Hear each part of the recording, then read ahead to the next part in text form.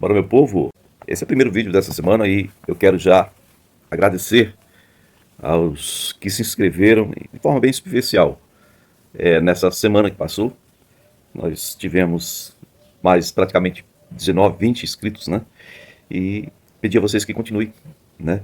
Até que a gente possa chegar aí a 1000 inscritos, para que a gente possa fazer uma livezinha no fim de semana, comentando os assuntos que foram abordados na segunda, quarta e sexta-feira. São esses os 3 dias que eu faço sempre postagem de vídeos. O episódio de hoje é algo que vai acontecer em Babilônia. Então, nós estamos na Bíblia em ordem cronológica. No momento, ele narra algo que está acontecendo lá, na Babilônia, e tem algo que acontece também em Jerusalém. Hoje nós vamos falar sobre o sonho de Nabucodonosor, e você pode nos acompanhar em Daniel capítulo 2. Né?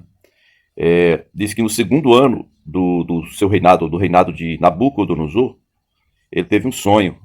Então a mente dele ficou perturbada com isso, perdeu o sono, e aí ele convocou todos os magos e encantadores, e feiticeiros, e astrólogos, e aí fala, sabe, no versículo 2 mesmo, diz que, sem que ele narrasse o que sonhou, ele queria que essas pessoas dissessem, não só a interpretação, mas dissessem para ele o que ele tinha sonhado.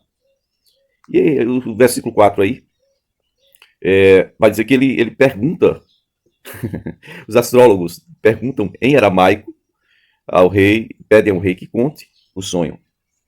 E aí o rei simplesmente diz, não, olha, se vocês não me disserem qual foi o meu sonho, verso 5, se não me disserem qual foi o meu sonho e não me interpretarem, farei que vocês sejam cortados em pedaços e as suas casas se tornem montões de entulho. Mas se me revelarem o sonho e o interpretarem, eu lhes darei presentes, recompensas e grandes honrarias. Portanto, revelem-me o sonho e a sua interpretação. No versículo 7, esses sábios, esses astrólogos, que parece que eram o grupo que era mais representativo, eram os astrólogos. E aí eles tornam a dizer ao rei, né, conte o sonho, seus servos. Aí o rei vai e diz, já estou vendo, né, descobri que vocês estão querendo me enganar, ganhar tempo. Verso 9, se não me contarem o sonho, todos vocês receberão a mesma sentença. Vocês combinaram de enganar-me com mentiras, esperando que a situação mudasse, né? Então, conte-me o sonho e saberei que vocês são capazes de interpretá-lo para mim. Não é de lascar um negócio desse?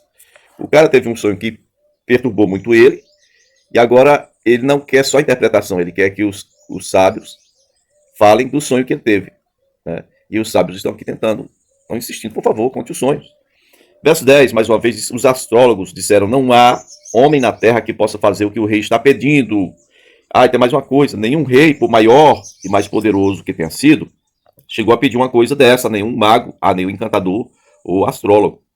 O que o rei está pedindo é difícil demais, ninguém pode revelar isso ao rei, senão os deuses, e eles não vivem entre os mortais. Aí, isso deixou o rei muito irritado, e aí ele já ficou furioso, né, e ordenou a execução de todos os sábios da Babilônia. E então Daniel foi pedir ao rei que desse um prazo, e ele iria dar a interpretação. E Daniel voltou para casa depressa, no caso, né, e pediu aos seus amigos que orassem, porque ele contou a situação. Disse, olha, ou o Senhor responde agora por nós, ou iremos todos morrer, junto com esses outros aí. Iremos todos morrer. Pronto.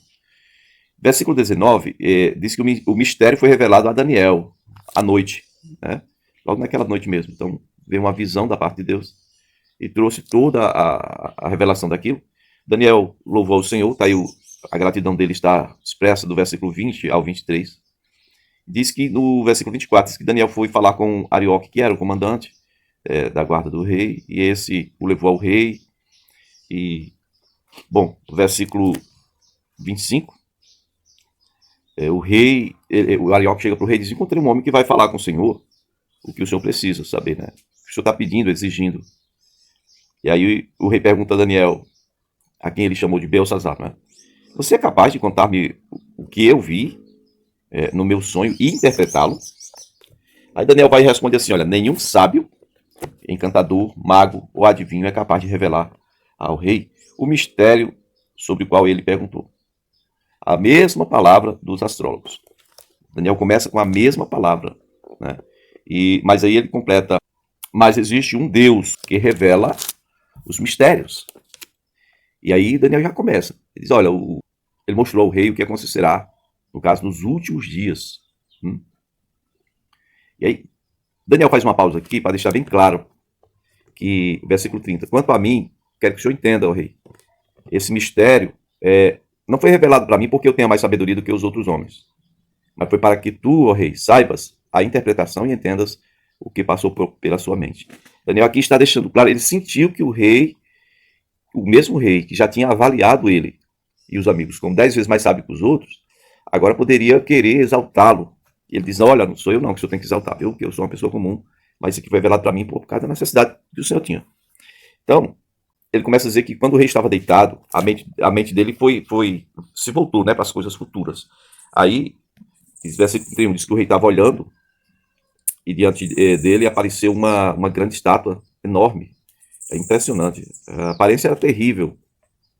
A cabeça da estátua era feita de ouro, peito e os braços de prata, o ventre e os quadris de bronze, as pernas de ferro e os pés eram uma mistura de ferro e barro. Então, enquanto ele observava, uma pedra soltou-se da montanha, né? Uma rocha, e sem auxílio de mãos, atingiu aquela estátua nos pés, no local mais frágil, né? Os pés que eram de ferro misturado com barro. Então, o ferro e o barro de bronze foram despedaçados e a estátua virou pó, né? Caiu tudo, ela desmontou, certo? Diz que virou pó como o pó de debulha de trigo na ilha, né? Durante o verão. E o vento os levou sem deixar vestígios. Mas a pedra que atingiu a estátua tornou-se uma montanha, uma outra montanha, né? E encheu toda a terra. Ou seja, a montanha se tornou maior do que aquela estátua enorme. Aí Daniel, versículo 36, ele disse: foi esse o sonho, e nós interpretaremos para o rei. Tu, ó rei, és o rei dos reis, o Deus dos céus. Tens domínio, força, poder e glória e tal. Nas tuas mãos, o Deus dos céus colocou toda a humanidade, os animais selvagens, as aves dos céus, onde quer que vivam. Ele fez de ti governante de todos, tu és o cabeça, ou a cabeça de ouro. E depois de ti surgirá um outro rei, um reino inferior ao teu, e em seguida surgirá um terceiro reino de bronze, que governará toda a terra. E finalmente haverá um quarto reino, forte como ferro, né? E depois vai vir o último, né? Que é o de ferro com barro. Ou seja, versículo 41. Como viste os pés, os dedos eram parte de barro e parte de ferro. Esse reino será dividido. Por quê? Porque o ferro não se junta com barro, né? Então, embora por um lado seja forte, que o ferro é forte, por outro lado será um reino frágil, barro, né? Verso 43 diz aí: o ferro estava misturado com barro. Isso significa que se buscaram fazer alianças políticas por meio de casamentos, mas a união decorrente dessas alianças não se firmará, assim como o ferro não consegue se misturar com o barro. Então, na época desses reis, o Deus dos céus estabelecerá um reino que jamais será destruído e que nunca será dominado por homem algum ou por nenhum outro povo. Por nenhum outro povo. Destruirá todos os reinos daqueles reis e os exterminará, mas este reino durará para sempre. Esse é o significado da visão. Aqui Daniel encerra. Primeiro contou o sonho, agora esse é o significado da visão, né? E aí ele termina dizendo que a pedra que soltou da montanha, no caso sem auxílio de mãos humanas, esmigalhou o ferro e o bronze, né? Esmigalhou aquela grande estátua. O Deus poderoso mostrou ao rei o que acontecerá no futuro. O sonho é verdadeiro e a interpretação é fiel. Aí, bom, aqui está o problema que muita gente encontra, né, na narrativa. Versículo 46 diz que o rei caiu prostrado diante de Daniel, prostrou-lhe honra e ordenou que lhe fosse prestada uma oferta de cereal e incenso. Opa, peraí. Isso aqui é um culto, né? Ele viu Daniel como um deus. Mas veja aí o que eu achei dos comentários. Versículoscomentados.com.br, né? E aí está a primeira parte. Tem um comentário aqui de Albert Burns. Prostrar-se, no caso, era um método comum de significar profundo respeito entre os orientais A palavra é traduzida como adorado aqui. Só ocorre essa palavra aí, diz aí que não ocorre em nenhum outro lugar, em todos os casos, exceto no que está diante de nós, empregado como referência à homenagem prestada a um ídolo. Todos os outros casos ocorrendo no terceiro capítulo, respeitando a imagem criada por Nabucodonosor. Em todos os casos, renderizado, ou seja, cair rendido, né? Com referência à questão de ídolos. Então a ideia apropriada, portanto, da palavra aqui é que o monarca pretendia prestar homenagem religiosa a Daniel, ou adoração que geralmente era paga aos ídolos, que ele ordenou que uma oblação fosse feita a ele. No entanto, não é necessário supor que Daniel tenha recebido, aprovado essa homenagem religiosa do rei, ou que tenha deixado, vamos dizer assim, em mente que estava disposto a ser honrado como um Deus. Não devemos supor que tudo que aconteceu ali foi registrado, porque Daniel tenha aceitado aquilo. É o que esse comentarista diz e eu concordo. No entanto, eu quero falar com vocês que, nesse ponto da história, há uma falha na narrativa. Era necessário, ou é necessário que aquele que está escrevendo, narrando, tivesse descrito o que o Daniel fez para que o rei mudasse de ideia. Você vê no versículo seguinte, versículo 47, que aí o rei se dirige a Deus, ao Deus de Daniel. Então fica subentendido que Daniel não aceitou aquela oferta e que convenceu o rei a fazer de outra forma. Não, vamos adorar a Deus, eu não posso receber isso, né? Contudo, Daniel não podia estender a mão para impedir o rei de se prostrar ou de liberar aquela ordem, porque é um monarca, é um rei. Ele não podia, mas ele poderia ter convencido ele depois, num segundo momento, né?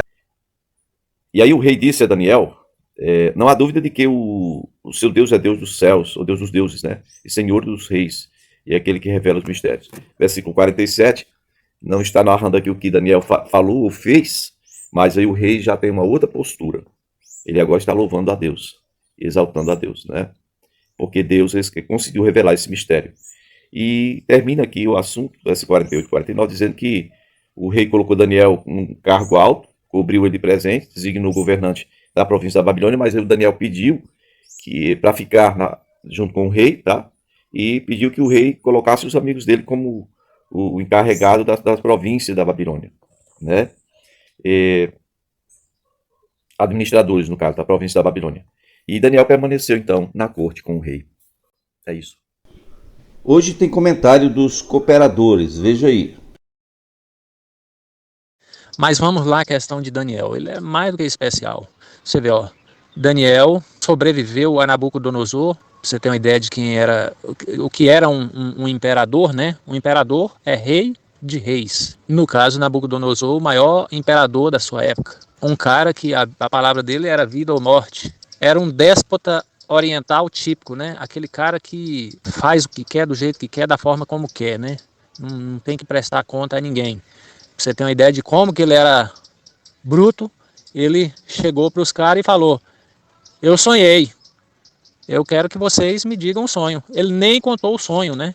Não sei se porque não entendeu ou se porque desconfiava, né? Dos intérpretes. Mas eu sonhei, eu quero a interpretação do sonho. Então ele sobreviveu a Nabucodonosor, sobreviveu a Nabonido, que era o filho do Nabucodonosor, que desapareceu da história repentinamente. No lugar dele ficou Belsazar, morto pelos Medo-Persas. Ele passou do Império Babilônico para o Império Persa, que é outra coisa, né? Totalmente diferente, não tinha nada a ver com os babilônios, era outro povo, era outra cabeça, outra maneira de administrar as coisas, era outra realidade, né? E a gente vê que Daniel, ele passou de um império para outro, ele foi para Suzã, que era a capital dos Medo-Persas, né? E virou amigo do rei, né? Virou tão amigo do rei que o rei, no dia que jogou ele, na noite que jogou ele na cova dos leões, não dormiu, né? Antes de amanhecer o dia, foi lá e viu. Então, é realmente uma pessoa que Deus tinha um propósito. Deus tinha um propósito com ele e aconteceu dessa forma, né? Você vê que ele virou um amigo do rei, um protegido do rei. Então, moço, não tem explicação para isso não, a não ser a mão de Deus, né?